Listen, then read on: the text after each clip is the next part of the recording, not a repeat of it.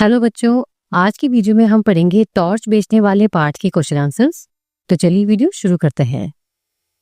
Torch बेचने वाले पाठ के लेखक कौन हैं और इस पाठ में क्या बताया गया है? ये पाठ लेखक हरिशंकर परसाई द्वारा लिखा गया है। इसमें लेखक ने समाज में फैले धार्मिक पाखंड और अंधविश्वास पर करारा प्रहार किया है। लेखक ने टॉर्च बेचने वाली कंपनी का नाम सूरज छाप ही क्यों रखा? लेखक ने टॉर्च बेचने वाली कंपनी का नाम सूरज छाप इसीलिए रखा क्योंकि जिस प्रकार सूरज रात के अंधेरे के बाद दिन में प्रकाश फैलाता है और किसी को डर नहीं लगता, ठीक उसी प्रकार सूरज छाप टॉर्च रात के अंधेरे में सूरज की रोशनी का प्रतीक है। टॉर्च बेचने वाला और उसका मित्र किस सवाल से परेशान थे? वो दोनों ही दोस्त इस सवाल से परेशान थे कि आखिर पैसा कैसे कमाया जाए। दोनों दोस्तों को अलग होने के बाद कितने सालों बाद मिलना था?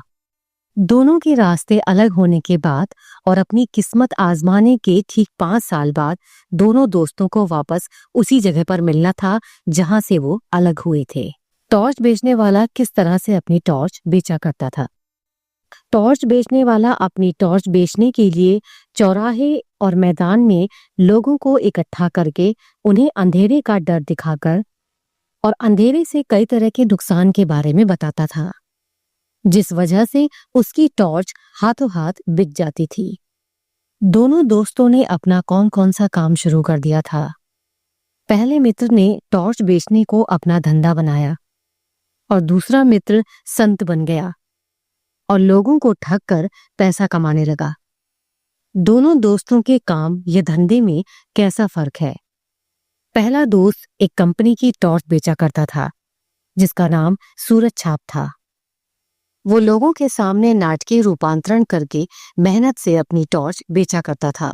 तो वहीं दूसरी ओर उसका दोस्त संत की वेशभूषा में एक ठग था जो लोगों में अंधविश्वास पैदा करके धोखे से पैसा कमाता था।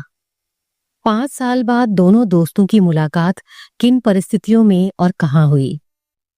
5 साल पहले दोनों दोस्त बेरोजगार थे। 5 साल बाद दोनों दोस्तों की मुलाकात एक प्रवचन स्थल पर हुई, लेकिन परिस्थिति पहले की तरह नहीं थी। उनमें से एक टॉर्च बेचने का काम करता था तो दूसरा उपदेश देने वाला बन गया था, यानी संत बन गया था। टॉर्च बेचने वाले का दोस्त मंच पर किस रूप में था और वह किस अंधेरे को दूर करने की बात कर रहा था? टॉर्च बेचने वाले का दोस्त मंच पर संत की वेशभूषा में सुंदर रेशमी वस्त्रों में सज धज कर बैठा हुआ था और लोगों को प्रवचन सुना रहा था। वह आत्मा के अंधेरे को दूर करने की बात कर रहा था कि अंधेरे से डरने की जरूरत नहीं है, क्योंकि आत्मा के अंधेरे को अंतरात्मा के प्रकाश द्वारा ही दूर किया जा सकता है। भव्य पुरुष ने कहा कि जहां अंधकार है वहीं प्रकाश है। इस बात का क्या अर्थ है? उस भव्य पुरुष ने अपने प्रवचन में कहा कि जहां अंधकार है वही प्रकाश है। जिस प्रकार हर रात के बाद सुबह आती है, उसी प्रकार अंधकार के साथ साथ प्रकाश भी होता है। मनुष्य को अंधकार से नहीं डरना चाहिए। आत्मा में ही अज्ञान के अंधेरे के साथ ज्ञान की रोशनी और ज्ञान की रोशनी के साथ अज्ञान का अंधेरा भी होता है। मनुष्य के अंदर की बुराइयों में ही अच्छाई दबी रहती है, जिसे बस जगाने की जरूरत होती है। इसके लिए अपने अंदर ही ज्ञान की रोशनी को ढूंढना पड़ता है। भीतर के अंधेरे की टॉर्च बेचने और सूरज छाप टॉर्च बेचने के धंधे में क्या अंतर है? भीतर के अंधेरे की टॉर्च बेचना यानी ये आत्मा के अंदर बसे अंधेरे को दूर करने से संबंधित है। जहां एक तरफ एक दोस्त अपनी वाणी से लोगों को जागृत करने का काम करता है, अपने प्रवचन से लोगों के अंदर ज्ञान की प्रकाश जलाना चाहता है, वहीं दूसरी ओर दूसरा दोस्त रात के अंधेरे से बचने के लिए सूरज छाप टॉर्च बेचता है। वो लोगों के अंदर रात का भय उत्पन्न करता है ताकि सभी डरकर टॉर्च खरीदें। ये टॉर्च बाहर के अंधेरे को दूर करता है। रात के अंधेरे में मनुष्य को अनेक परेशानियों का सामना करना पड़ता है, जिसे टॉर्च का प्रकाश ही दूर कर सकता है। इस प्रकार दोनों के टॉर्च बेचने के धंधे में बहुत अंतर है। एक आत्मा के अंधेरे को दूर करने और दूसरा रात के अंधेरे को दूर करने का प्रयास करता है। टॉर्च बेचने वाले ने अपने टॉर्च की पेटी को नदी में क्यों फेंक दिया था? क्योंकि टॉर्च बेचने के काम में इतनी मेहनत करने के बाद भी कम ही कमाई हो पाती थी। तो वहीं दूसरी ओर उसका संत बना दोस्त लोगों को भगवान का डर और अंधेरे का डर दिखाकर मूर्ख बना रहा था और बेहिसाब पैसे कमा रहा था। इस काम में फायदा देखकर टॉर्च बेचने वाले ने अपने टॉर्च की पेटी को नदी में फेंक दिया था। लेखक को चौराहे पर कौन मिलता है और वह क्या काम करता था? लेखक को चौराहे पर एक दाढ़ी वाला आदमी मिलता है जिसने लंबा कुर्ता पहना हुआ था।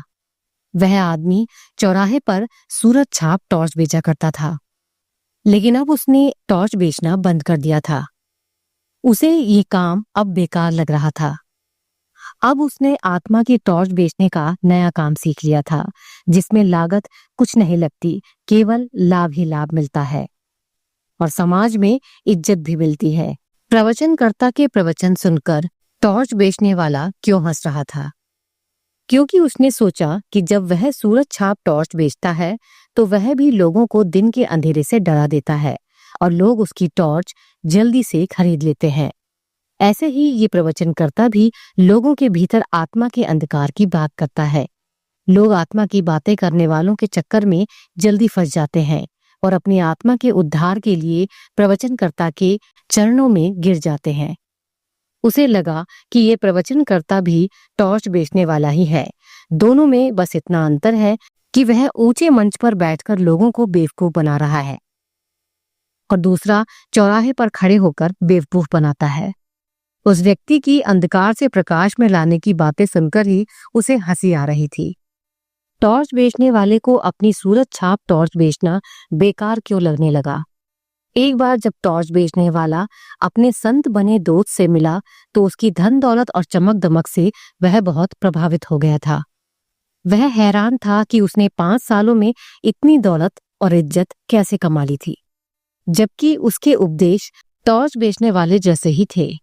इसीलिए उसे अपने दोस्त के काम के आगे अपनी सूरज छाप टॉर्च बेचने का काम बेकार लग रहा था। लेखक के प्रश्न कहाँ है तेरी दुकान, इस बात का दाढ़ी वाले ने क्या उत्तर दिया? दाढ़ी वाले व्यक्ति ने लेखक से कहा कि उसकी टॉर्च की कोई दुकान बाजार में नहीं है। वो बहुत ही सूक्ष्म यानी छोटी है, मगर उसकी कीमत बहुत मिल जाती है। उसने लेखक से कहा कि वह उसके पास 1-2 दिन रह जाए तो उसे सब ठीक से समझ आ जाएगा। भव्य पुरुष ने उस आदमी को खींचकर अपनी कार में क्यों बैठा लिया था? क्योंकि वह पहचान गया था कि वह उसका वही पुराना दोस्त है जो 5 साल पहले उससे अलग हो गया था। भव्य पुरुष कौन सी कंपनी की टॉर्च बेचता था? भव्य पुरुष की टॉर्च किसी कंपनी की नहीं थी। वह सनातन धर्म की आड़ में ये काम करता था। संत की वेशभूषा में अपने प्रवचन देता था और लोगों से अंधविश्वास के द्वारा ठगी करता था। उस पुरुष ने अपनी टॉर्च को सूक्ष्म क्यों बताया? भव्य पुरुष ने अपनी टॉर्च को सूक्ष्म बताया क्योंकि वह कोई दुकान पर मिलने वाली आम टॉर्च नहीं थी जैसा उसका दोस्त बेचता था, बल्कि वो एक बहुत ही आध्यात्मिक लेकिन कीमती टॉर्च थी।